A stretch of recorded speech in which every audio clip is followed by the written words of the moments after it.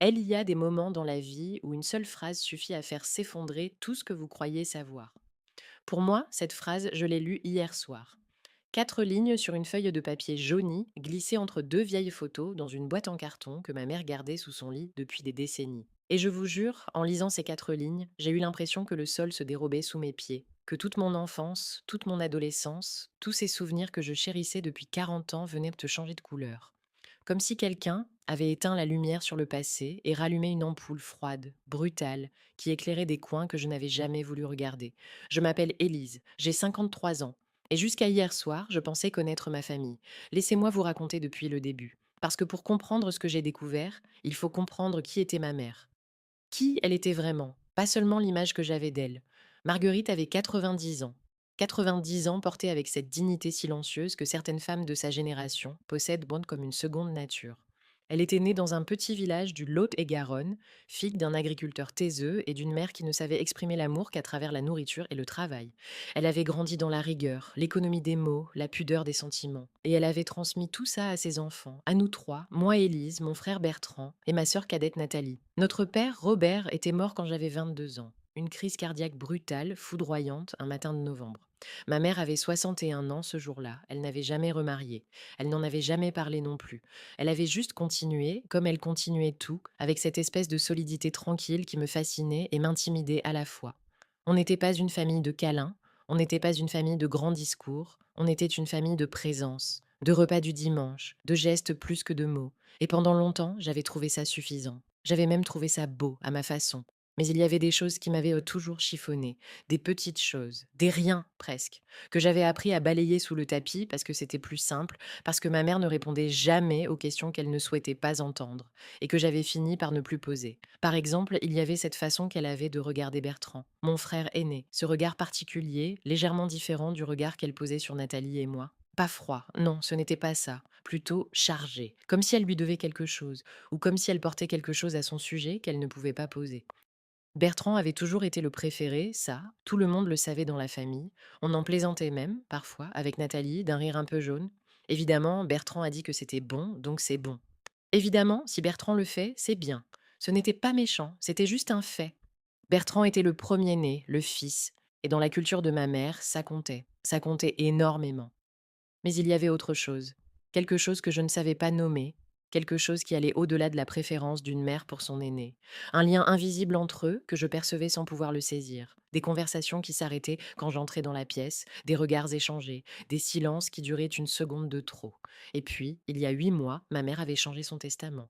Si vous regardez cette chaîne depuis un moment, vous savez que j'aime vous parler de ces histoires vraies, de ces familles avec leurs secrets et leurs blessures. Et cette fois, c'est ma propre histoire. Alors s'il vous plaît, restez avec moi jusqu'au bout. Parce que la révélation, elle arrive, et elle va vous couper le souffle. Le notaire nous avait convoqués en octobre dernier, Bertrand, Nathalie et moi. Un homme sobre, discret, avec des lunettes cerclées de métal et une voix parfaitement neutre, comme formée exprès pour annoncer les choses sans émotion. Ma mère était là, aussi, assise dans son fauteuil roulant, les mains posées sur les genoux, le dos droit malgré ses 90 ans. Elle regardait droit devant elle. Pas nous, devant elle.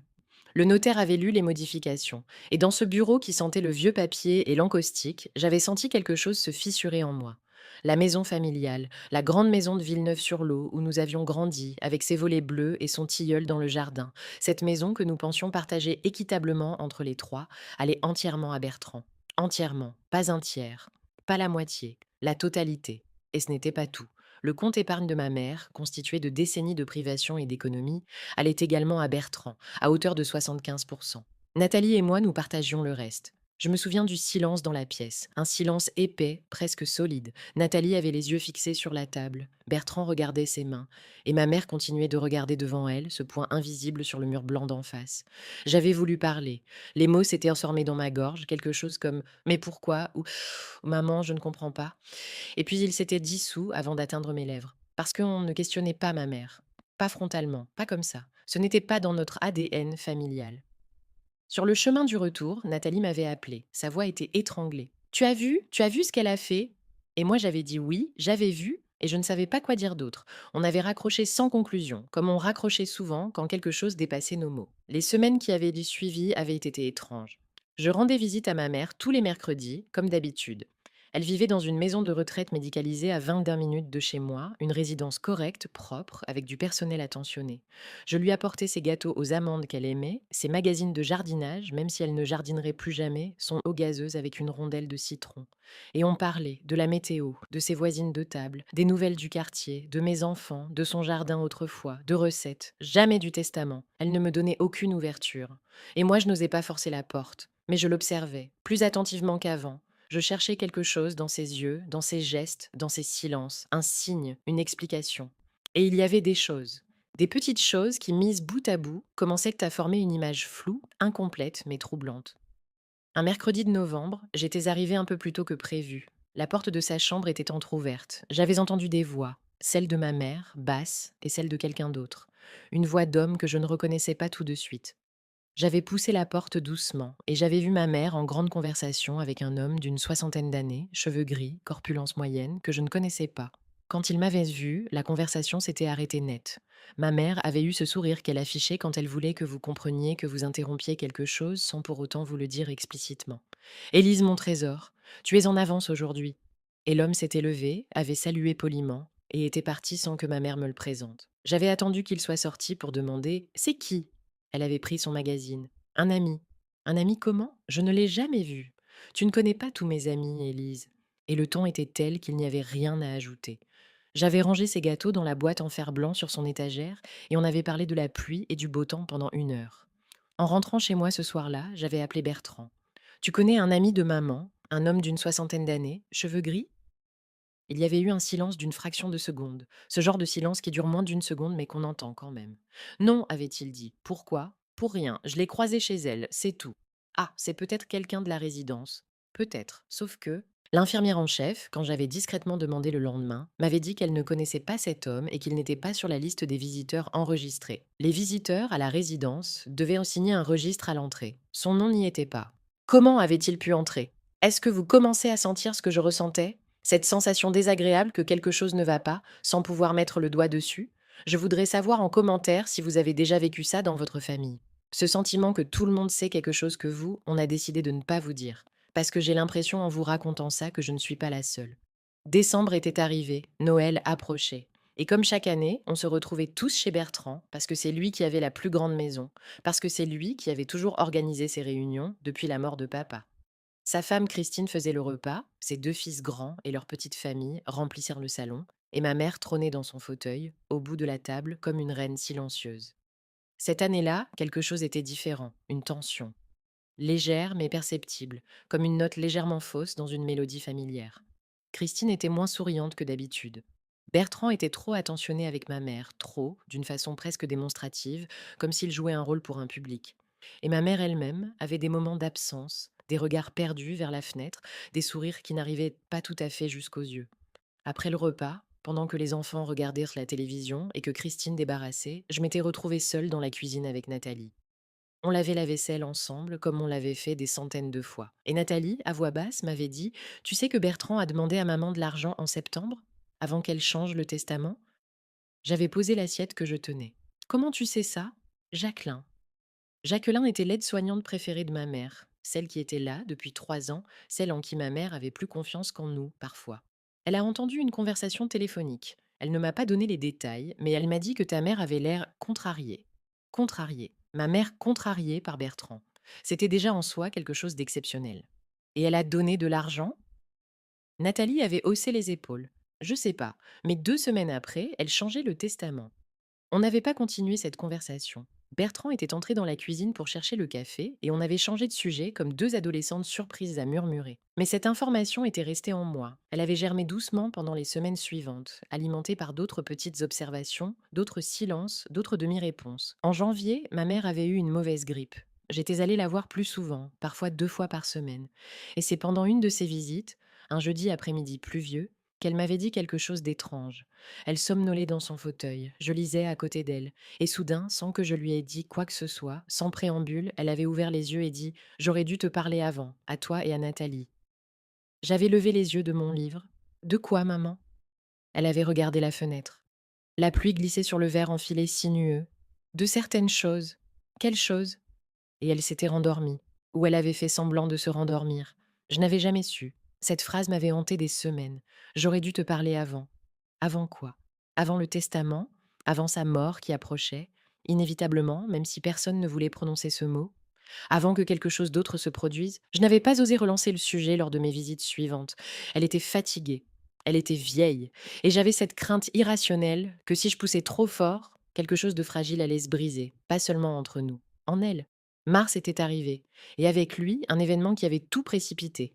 Bertrand avait annoncé qu'il voulait vendre la maison familiale. Pas dans un an, pas dans 2 ans.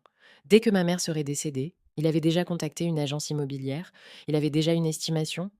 Je l'avais appris non pas de sa bouche, mais de celle de Christine, lors d'un appel téléphonique où elle pensait visiblement que je le savais déjà. La maison familiale, celle où nous avions grandi, celle où papa était mort, celle où le tilleul du jardin était encore debout, celui que notre père avait planté l'année de ma naissance. J'avais rappelé Bertrand immédiatement. Il n'avait pas dévié, pas cherché à se justifier longuement. C'est pratique, Élise. La maison coûte de l'entretien. Personne n'y vit. Ça n'a pas de sens de la garder. C'est notre maison, Bertrand. C'est ma maison. Sa voix était parfaitement calme. Légalement, c'est ma maison. J'avais raccroché. Et pour la première fois depuis octobre, j'avais pleuré. Ce soir-là, j'avais décidé que je ne pouvais plus rester dans cette position passive, à observer, à me poser des questions sans réponse, à avaler des pilules amères en silence. J'allais parler à ma mère. Vraiment lui parler. Lui poser les questions que je n'avais jamais osé poser. Je suis allée la voir le lendemain, un vendredi, en dehors de mes visites habituelles du mercredi. Elle avait été surprise de me voir, pas déplaisamment, mais surprise. Et quelque chose dans son regard, quand elle m'avait vue entrer, quelque chose de fugace, de presque imperceptible, ressemblait à de la peur. On avait bu un thé ensemble, et puis j'avais posé la tasse et j'avais dit: Maman, pourquoi tu as changé le testament en faveur de Bertrand? Le silence qui avait suivi était différent de tous les silences que j'avais connus avec elle. Pas le silence de quelqu'un qui réfléchit à quoi dire, le silence de quelqu'un qui décide jusqu'où aller. Finalement, elle avait dit: Parce qu'il le mérite. Pourquoi il le mérite plus que nous? Elle avait posé sa tasse. Ses mains tremblaient légèrement, comme elles tremblaient toujours maintenant. Il y a des choses que tu ne sais pas, Élise. Alors dis-les-moi. Elle m'avait regardée, longuement. Et puis elle avait dit, et je n'oublierai jamais le ton de sa voix en disant ça: Certaines vérités font plus de mal que de bien. Je l'avais regardée et j'avais dit très doucement: Maman, j'ai 53 ans. Elle avait baissé les yeux et elle n'avait plus rien dit. J'étais repartie sans réponse. Mais quelque chose avait changé, quelque chose dans la façon dont elle m'avait regardée avant que je parte. Un regard long, presque douloureux, qui m'avait suivi jusqu'à ma voiture et pendant tout le trajet du retour.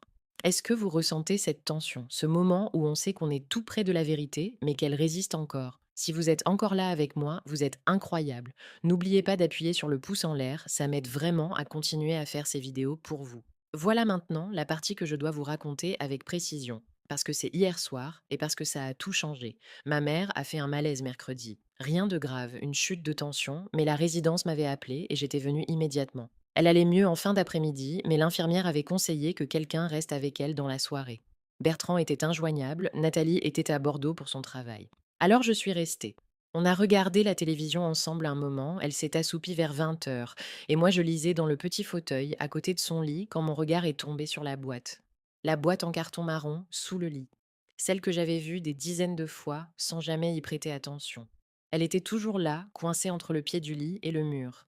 Et je ne sais pas pourquoi, ce soir-là, je ne sais vraiment pas pourquoi, j'ai tendu la main et je l'ai tirée vers moi. Je me suis dit que je regardais juste, que je remettrais tout en place, que ce n'était rien. La boîte contenait des photos, des vieilles photos en noir et blanc, des photos de mes parents jeunes, de moi bébé, de Bertrand enfant, de Nathalie, des lettres, des cartes postales, quelques documents administratifs, et au fond, glissé entre une enveloppe craft et une photo de mes parents, le jour de leur mariage. Une feuille de papier pliée en quatre, papier jauni, écriture serrée, encre bleue passée. Je l'ai dépliée. Et j'ai lu, c'était une lettre, sans date précise, juste une année. 1968. L'écriture était celle de ma mère, plus jeune, plus assurée qu'aujourd'hui, et elle était adressée à quelqu'un dont le prénom était écrit en haut, Georges, un prénom que je n'avais jamais entendu dans notre famille. J'ai lu la lettre, lentement, en relisant certains passages pour être sûre de comprendre. Et en lisant, j'ai compris. En 1968, ma mère avait 27 ans. Elle était mariée à mon père depuis 2 ans, et elle avait eu une liaison. Une liaison avec un homme qui s'appelait Georges, qu'elle décrivait dans cette lettre comme quelqu'un qu'elle aimait profondément, d'un amour qu'elle n'avait pas su empêcher, qu'elle n'avait pas voulu empêcher. La lettre était une lettre de rupture, ou plutôt de décision. Elle lui annonçait qu'elle mettait fin à leur relation, pas parce qu'elle ne l'aimait pas, Mais parce qu'elle était enceinte, enceinte de lui, pas de mon père. Bertrand est né en mars 1969, il avait été conçu en juin 1968. Mes mains tremblaient, je regardais ces mots sans vraiment les voir, ou plutôt en les voyant trop bien, en voyant ce qu'ils impliquaient, ce qu'ils signifiaient pour tout ce que je croyais savoir de ma famille. Bertrand n'était pas le fils de mon père, il était le fils de cet homme, Georges. Et ma mère l'avait su. Elle avait porté ce secret pendant 65 ans. J'ai cherché dans la boîte. Il y avait d'autres lettres de Georges, moins nombreuses, moins longues. Des lettres où il suppliait de pouvoir au moins connaître son fils. Des lettres des années 70, puis des années 80, de plus en plus espacées, puis rien. Plus rien, jusqu'à une carte, sans texte, juste une date, 2003, et une signature. Et puis, au fond de la boîte, une enveloppe fermée, portant mon prénom, Élise, écrit de la main de ma mère. Je l'ai regardé longtemps avant de l'ouvrir. À l'intérieur, 2 feuilles, et ma mère m'écrivait. Elle m'écrivait qu'elle savait que je trouverais un jour, que parmi ses 3 enfants, j'étais celle qui cherchait, qui observait, qui ne lâchait pas. Elle me disait qu'elle avait changé le testament parce que Bertrand avait découvert la vérité il y a un an, pas par elle. Par un test ADN fait pour autre chose, une question de santé héréditaire. Il avait fait le test et les résultats lui avaient révélé que son père biologique n'était pas Robert. Il était venu la voir, et leur conversation avait duré des heures. Elle m'écrivait que Bertrand avait été dévasté, qu'il avait pleuré comme elle ne l'avait jamais vu pleurer, que toute son identité s'était effondrée et qu'elle lui avait donné la maison et l'argent, non pas parce qu'elle l'aimait plus que nous, mais parce qu'elle lui devait une dette que l'argent ne pouvait pas vraiment payer. La dette de lui avoir menti toute sa vie, de lui avoir volé un père, de lui avoir construit une identité sur un mensonge. Elle m'écrivait qu'elle avait eu peur que je juge Bertrand si je savais, que je pense qu'il avait manipulé la situation pour obtenir plus. Alors elle avait gardé le secret encore, pour le protéger lui, pour lui laisser le temps de décider s'il voulait que ses sœurs sachent. Et elle m'écrivait, à la toute fin, si tu lis cette lettre avant que je t'en parle moi-même, c'est que je n'ai pas eu le courage. Pardonne-moi ça aussi. Je t'aime, Élise, je vous aime tous les trois, mais certains amours portent des cicatrices qu'on ne sait jamais vraiment comment montrer. Je suis restée un long moment sans bouger dans ce fauteuil. Ma mère dormait à moins d'1 mètre de moi, sa respiration régulière et paisible, pendant que moi, le monde se recomposait entièrement dans ma tête. L'homme que j'avais vu dans sa chambre en novembre. Il devait avoir environ 65 ans, cheveux gris. Je me suis souvenue du visage de Bertrand jeune sur les photos. Et quelque chose s'est mis en place qui m'a donné le vertige. C'était peut-être le fils de Georges, un demi-frère de Bertrand que personne ne connaissait. Ou c'était Georges lui-même, qui aurait aujourd'hui dans les 85 ans et que j'aurais mal évalué dans ma mémoire. Je ne sais pas encore. Je ne sais pas tout encore. Ce que je sais, c'est que ce soir-là, vers 22 heures, ma mère s'est réveillée. Elle m'a regardée. Elle a vu la boîte ouverte sur mes genoux. Et elle a vu mon visage. On s'est regardé en silence. Et puis, ma mère a dit, très doucement, d'une voix que je ne lui avais presque jamais entendue, une voix sans armure. Tu sais, ce n'était pas une question. J'ai dit oui. Et pour la première fois, depuis que je suis adulte, depuis peut-être 40 ans, ma mère a pleuré devant moi. Pas des larmes discrètes, de vraies larmes, de celles qui viennent de très loin, de très profond, de l'endroit où on range les choses qu'on n'a jamais dites. Je me suis levée, je me suis assise au bord de son lit et je lui ai pris la main. On n'a pas tout résolu ce soir-là. Il reste des questions, des conversations à avoir avec Bertrand. Des vérités à digérer lentement, à plusieurs, dans la douleur et peut-être dans une forme de soulagement aussi. Parce que les secrets qui durent 60 ans finissent par peser sur tout le monde, même sur ceux qui ne les connaissent pas. Mais ce que je sais ce matin, en vous racontant tout ça, c'est que ma mère, à 90 ans, avec toutes ces décisions que je ne comprenais pas, avec tous ses silences et ses détours, n'a jamais cessé d'essayer de protéger ses enfants. Maladroitement, imparfaitement, humainement.